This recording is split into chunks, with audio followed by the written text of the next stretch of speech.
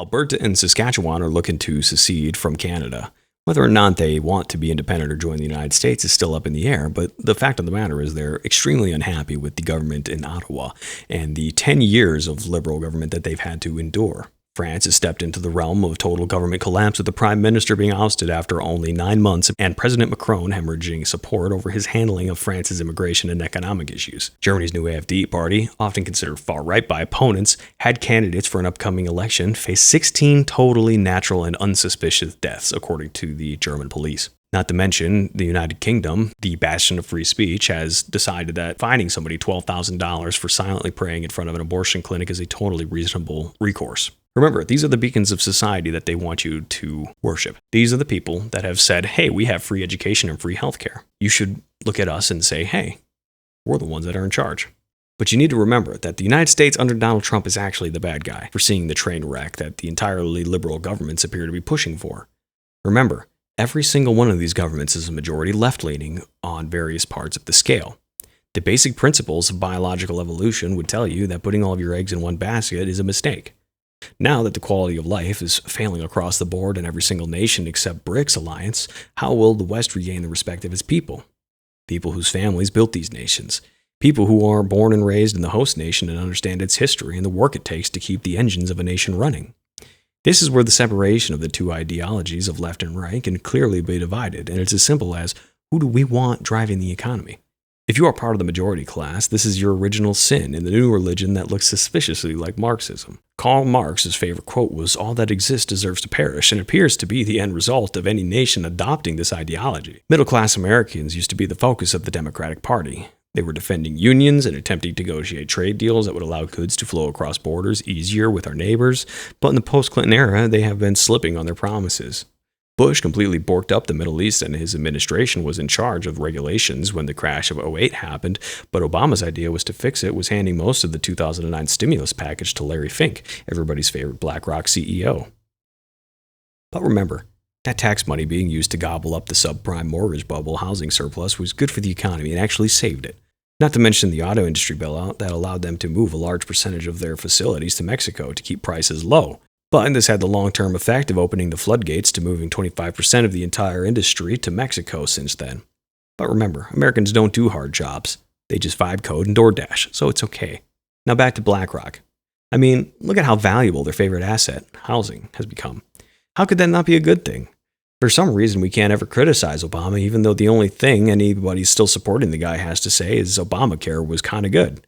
But they seem to never really be able to explain how making healthcare inaccessible for everybody except the ultra-wealthy and ultra-poor made sense. Sure, the ability of this new system to force insurance companies to not be able to deny you over pre-existing conditions was nice, but insurance companies found a way around it by just denying everyone's claims with AI tools instead. The fact about Luigi Mangioni's actions is that it didn't do anything to even rock the boat. In fact, the only thing that actually happened is someone at UHC got a promotion, and now they have one more dot on the graph in their minds that they have to keep pushing us down like the fucking grasshoppers in A Bug's Life. We are dealing with actual cartoon villains, and I'm supposed to be the rational and sane moderate who says, it is what it is. Sorry, I refuse that trade. Not to mention, Obama got the Nobel Peace Prize for dropping 33,000 bombs in 8 years in a world where his main campaign was hope and change.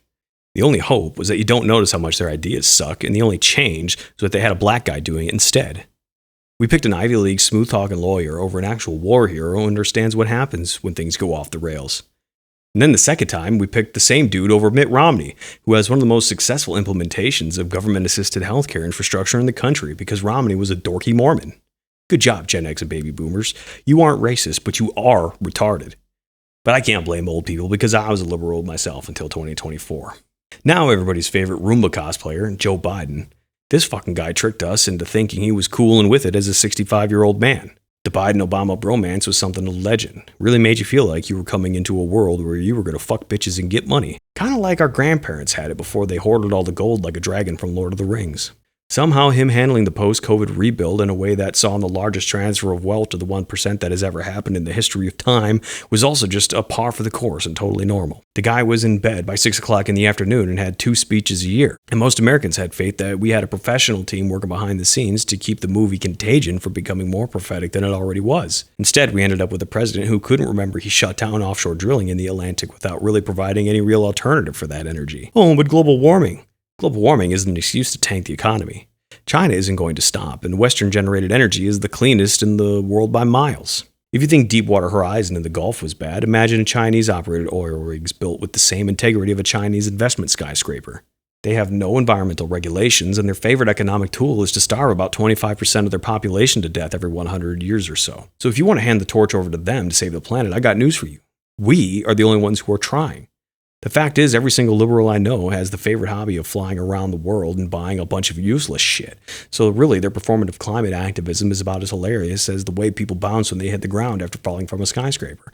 Meaning, it would be funnier if it wasn't so horrific to see. That isn't even talking about the open border policy we had for 4 years. Somehow they closed the curtains on the stage of American industry for an intermission during COVID, and when they opened it up 2 to 3 years later, all the actors were fucking Mexicans.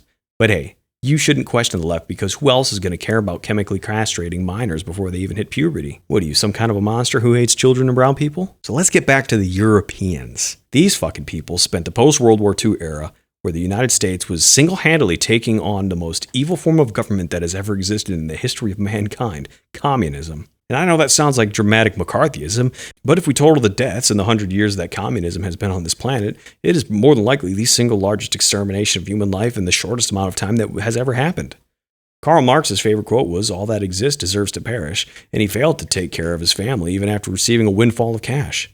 Governments decided we could make a religion out of this, and in the next 20 years, you see 50 million people starve to death in a single nation, while the Americans are single-handedly fighting off fucking Michael Myers, the funny one, not the British one, and Jason Voorhees. The Europeans were having meetings to decide if a 30-hour work week was too harsh. Sure, they helped us do a little crusade light in the Middle East, but their total contributions were symbolic at best. And obviously Russia saw right through this charade and just decided to invade Crimea in 2014 anyway. The Europeans were so absolutely outraged by this that they decided the best course of action was to continue rubbing free education, healthcare, and workers' rights, and a one-way economy built in their favor, in Americans' faces. Now, 10 years later, they were totally caught off guard yet again by Russians doing the thing that the Europeans themselves have been worried about since World War II, but have conveniently forgot to do anything about for 90 years. Now the democracies are beginning to fall apart as they struggle on easy mode with a head start on the entire world. France just booted out its prime minister, Britain is throwing people in jail for tweets, and Germany is seeing mass, totally normal heart attacks on their right-wing party just in time for elections. And then we have Canada's Mark Carney showing up after 10 straight years of Liberal government trying to sell his country to the EU. They won't even look at him seriously. He's doing such a bad job that Alberta and Saskatchewan, the backbone of the Canadian economy, are threatening to just straight up leave. We are 1 month away from an independence referendum demands being answered by Quebec or whatever the fuck their main province is. The reality is, liberal governments don't exist. There is only feudalism disguised as altruism. You will be a wage slave because the planet needs to be saved for me to ride around in my super yacht. Their attempt at diversity is basically if the Southern Democrats said, "Oh, you don't like slavery, so you just hate black people, huh? We're giving them a better life than back in Africa, and you should stop being racist." The only people who would fall for this is the uninformed, and lucky for them, the Department of Education has managed to produce the worst education system in the developed world for America. While the Chinese kids are doing math with fucking gang signs, American kids are huffing galaxy gas and worrying about if they're actually a girl instead of a boy. But remember, the right is big, bad, and scary, and you don't want to hurt anyone's feelings, do you? How could you put criminals in jail? He only got let go 14 different fucking times. Who could have seen that he was going to stab a Ukrainian refugee in the fucking neck on a train?